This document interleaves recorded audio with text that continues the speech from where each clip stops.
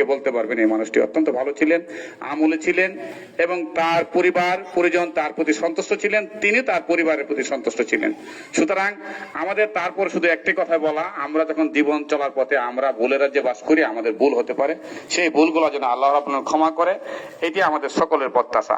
এই সময় কিন্তু আমি আপনার সকলের জন্য অবধারিত, নির্ধারিত। আমরা প্রত্যেকটি মানুষকে কিন্তু আজ হয়তো আমরা একের পর একের জানাজা পড়ছি, লাশ সামনে নিয়ে কথা বলছি, একদিন আমাকে হয়তো আমার ভাগ্য থাকলে এইভাবে যেতে হবে, আপনারা হয়তো বলতে পারেন।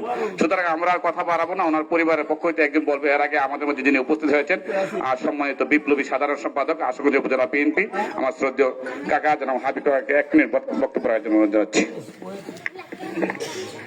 বিসমিল্লাহির রহমানির রহিম। সম্মানিত উপস্থিতি, আসসালামু আলাইকুম। কুল্লু নাফসি জায়গাতুল মাউত, মৃত্যুর স্বাদ সবাইকে গ্রহণ করতে হবে।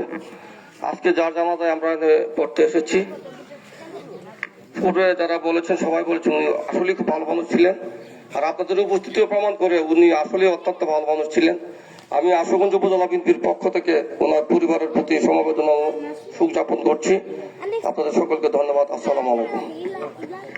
আসলে ওনার পরিবারের দু একজন ছেলে বাহিরে আছে, তার মধ্যে যারা উপস্থিত আছেন আমাদের বাসির মামু বা যারা আছেন এখানে মোতার মামু, তাদের আসলে বাবাকে হারিয়ে আসলে মাইক দিয়ে কথা বলার মতো সেই রকমের মোড় থাকে না। আসলে প্রত্যেকটি জায়গা থেকে আমার বাবা আমার কাছে সর্বোচ্চ। আসলে আমরা অনুভব করতে পারি, সত্যিকারের অনুভবটা কিন্তু ওনারাই বুঝে বাবাকে হারানোর কি বেদনা।